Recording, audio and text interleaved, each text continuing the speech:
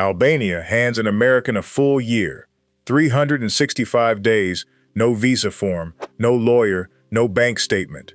You hand your passport to a man in a booth, he stamps it, and you drive your van off the ferry ramp into Europe. Albania is one of 8 countries where an American with a van can stay long enough for it to count as living, not visiting, and 2 of them will let you stay for years. But before the list, there are 2 clocks you need to understand. The second one quietly finds people while they're asleep in the back of their own van. The first clock is yours. That's the stamp in your passport, and it says how long the country lets you stay. The second clock belongs to your van. That one is a temporary import permit, a separate piece of paper from a separate agency, and it says how long a foreign-plated vehicle can sit inside the borders. Those 2 numbers are almost never the same. That's how people get burned. An American reads that Georgia gives him a full year, drives across the border at Sarpi, settles into the mountains, and finds out 90 days later that the permit folded up in his glove box expired weeks ago, and a fine has been accruing every single day since. The stamp in your passport says nothing about the van in the driveway. One more thing before the list. Everything here is a legal way to be somewhere. Nothing on this list involves overstaying, lying at a border, buying citizenship, or parking $100,000 in a foreign bank. 2 of these countries do want a genuine residency application, and I'll tell you which 2 and exactly what they ask for. Rules do change, and several of these have changed in the last few years, so check the embassy page for whichever country you pick before you book a ferry or a shipping container. But as of right now, all 8 of these doors are open. There's one question I get every time I cover this, and the list won't make sense until I answer it. Do you ship your van across the ocean, or fly over and buy one when you land? For Mexico, Panama, and Canada, there's no debate. You drive. Your rig, your plates, your bed, your propane setup, the vehicle you already know how to fix on the shoulder of a road in the dark. That alone is a strong argument for keeping this hemisphere on your short list. For Morocco, Albania, Georgia, Turkey, and Portugal, you've got a real choice. Shipping a van in a container out of a port like Baltimore or Charleston takes roughly 4 to 6 weeks. What rolls out of the terminal on the other end is your own vehicle, already built out, already trusted, still wearing your own registration. The alternative is flying over and buying a used van in Europe, which sounds simpler until you learn that registering a vehicle in most European countries requires a local address and a residency document you don't have yet. The people who make that route work usually buy through a friend or a specialist agency, and it's messier than the forum posts make it sound. My take, and I know some of you will argue with me in the comments, if you already own a van you trust and you're past 60, ship it. Learning a new vehicle's habits in a country where you don't speak the language is a bad trade for a few $1,000s. Now, the list. Number 1. Morocco. Americans get 90 days in Morocco without applying for anything in advance. You show your passport at the port in Tangier, you get a stamp, and you drive off the ferry ramp into North Africa. The part that matters for a van dweller is what happens to the vehicle. Moroccan customs issue a temporary import permit right there at the border, and it costs nothing at all. You fill in a form, they log the van into the system, and your vehicle is allowed to remain for up to 6 months in a calendar year, which is longer than your own 90-day stamp. That gap is the whole trick. When your 90 days run down, you drive back onto the ferry at Tangier Med, cross to Algeciras in southern Spain, spend a day walking the harbor and eating tapas, and come back the next morning. Fresh stamp, fresh 90 days, and your van is still sitting comfortably inside its 6-month window. The Atlantic coast south of Agadir is where the European vans migrate every winter. Tagazout, Mirleft, Sidi Ifni, beach parking, grilled sardines for pocket change, surf breaks, and January afternoons that feel like May in Colorado. Diesel, produce, and street food all cost a fraction of what you pay at home, and a walk-in visit to a Moroccan doctor costs less than the parking at an American hospital. 2 things to watch. The van has to leave when the 6 months are up, and it can't come back until the calendar year rolls over. And the police checkpoints on Moroccan roads are constant. They're polite, they're boring, and they'll ask for your papers, so keep that permit somewhere you can reach without unpacking half the rig. Morocco needs a workaround. The next one doesn't, because the door is already open for a full year. Number 2, Albania. This one still catches out people who've been traveling for decades. Under a bilateral agreement with the United States, American passport holders can stay in Albania for a full year, with no visa and no residence permit. The U.S. Embassy in Tirana says it plainly on its own website. 365 days, no application, no income proof, no attorney, no interview. You roll off the overnight ferry from Bari, or you come down through the mountain crossing from Montenegro, and you're legal until next summer. Albania also isn't in the Schengen zone, and that's the second reason it belongs here. Every day you spend in France or Spain or Italy burns your 90-day Schengen allowance. Days in Albania cost you nothing at all. Vans line up along the Ionian coast between Himara and Ksamo, where the water looks like Greece and the prices don't. The roads have improved enormously in the last 10 years. The main coastal highway is properly paved, though the climb through the Logara Pass will have you in low gear, with both hands on the wheel, and your wife pointedly not looking out the passenger window, the Adriatic dropping away below the guardrail. One catch worth knowing before you go. That 1-year rule isn't always applied automatically at the border. Some officers stamp 90 days out of habit. If you're planning a long stay, mention the agreement politely at the crossing and carry proof of insurance and funds. And when the year's up, you leave for a stretch before you start a fresh one. Albania gives you a year once. The next country gives you a year every single time you cross the border. Number 3, Georgia. The country in the Caucasus, not the state. Georgia hands Americans a full year on arrival, and the clock runs per entry rather than rolling. Leave for a weekend, come back, and a brand new 365 days starts. People have lived there for years on nothing more than that stamp. Now, the van. Foreign plates get 90 days, which is shorter than your own permission, and this is exactly the trap I flagged earlier. There are 2 fixes. The cheap one is a border run, driving up to Armenia or west into Turkey, turning around and coming back, so the vehicle clock resets alongside yours. The better one is temporary Georgian plates. You register the van with the customs service, your home plates go into storage, and you receive local plates valid for up to 3 years. Overlanders have been doing this quietly for a decade. Georgia is also the cheapest country on this entire list by a wide margin. Fuel, fresh produce at the Tbilisi markets, mechanics in Rustavi who will fabricate and weld a bracket for less than a sandwich costs in Denver. A prescription that runs you a copay at home is often just cash cheap at a Georgian pharmacy. And nobody asks for a referral. The Caucasus Mountains around Kazbegi and Svaneti have some of the best free camping anywhere on the continent. Snow peaks in every direction and stone watchtowers older than most countries.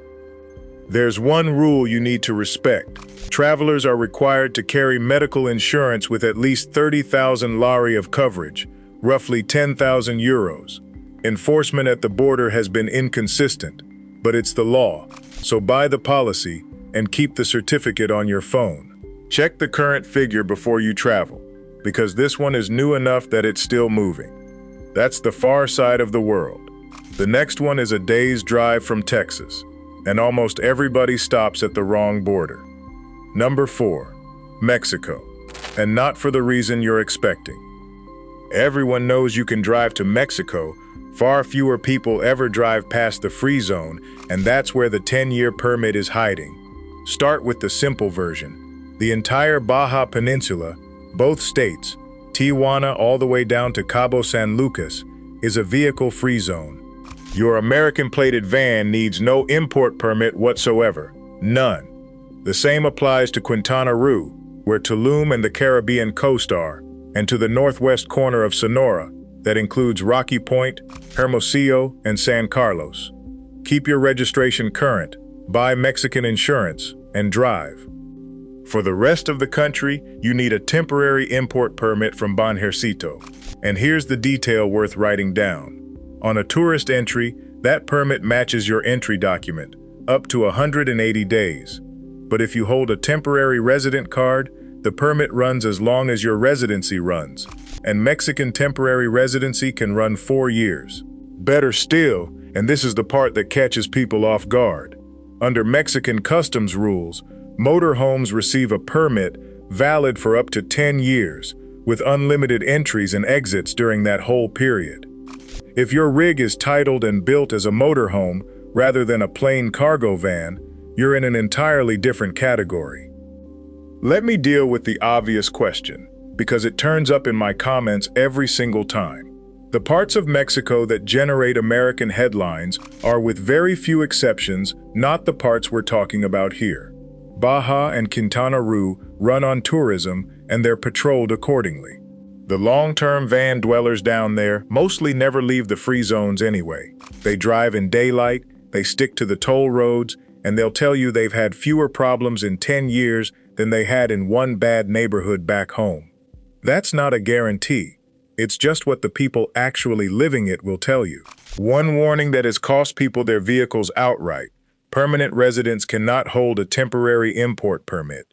If you upgrade from temporary residency to permanent and keep driving a foreign-plated van outside a free zone, the vehicle can be seized. Stay temporary, stay in the free zones, or buy something with Mexican plates. Mexico is about your vehicle. The next one is about your pension. Number 5. Panama. Panama gives American tourists 180 days per entry, which is generous on its own. But the reason Panama sits right in the middle of this list is a program called Pensionado, and if you're drawing Social Security, there's a good chance you already qualify. The requirement is a guaranteed lifetime pension of $1,000 a month. Social Security counts. A military pension counts. A state, police, or teacher's retirement counts. Meet that number, and Panama doesn't hand you a temporary visa to renew every year. It grants you permanent residency on approval, along with a national identity card. If you're married, your spouse comes in as a dependent on the same application, and the income threshold goes up by a couple of $100s rather than doubling. There's no minimum age. And here's the part that suits van dwellers specifically. To maintain that status, you only have to set foot in Panama 1 day per calendar year. Your residency just sits there, whether you're parked up in the mountains at Boquete or back in Arizona visiting the grandkids. Pensionado also unlocks a discount schedule written directly into Panamanian law. Reduced prices on prescriptions, doctor visits, hospital bills, restaurants, utilities, hotels, and airfare, enforced by the National Consumer Protection Agency. That's on top of prices that already run a fraction of what you'd pay in the States. For a retiree on a fixed income, with 2 or 3 daily prescriptions, that changes the arithmetic of an entire month. The country runs on the US dollar, so there's no exchange rate to watch and no conversion fees eating your pension. The highway from Panama City up into the highlands is smooth and well-maintained. The trade-off is paperwork, apostille documents, a police record check, and a Panamanian attorney to file it all. Quick thing before number 6. Everything so far has been the legal side. Stamps, permits, which agency controls which clock.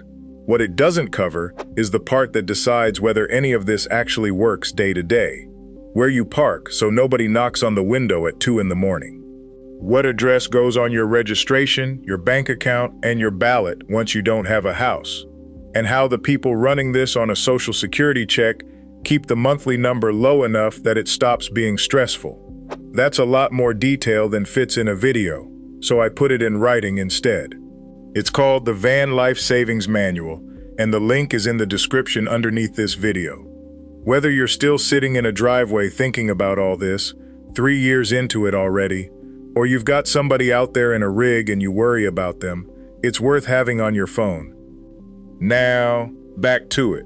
Panama wants a guaranteed lifetime income from you. The next country doesn't ask you for $1. Number 6, Turkey. Americans no longer need a visa or an e-visa for Turkey at all.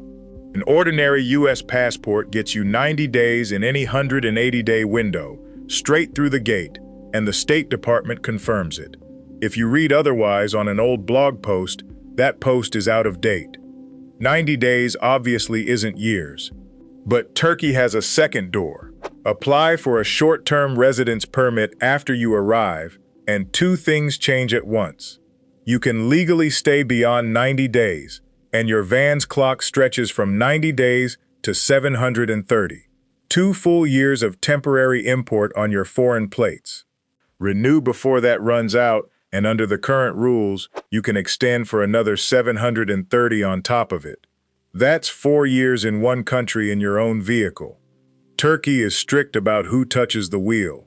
The van may be driven by you, your spouse, and your parents or children who live abroad. Not a Turkish friend, not a helpful neighbor, not even to move it 20 feet down the street.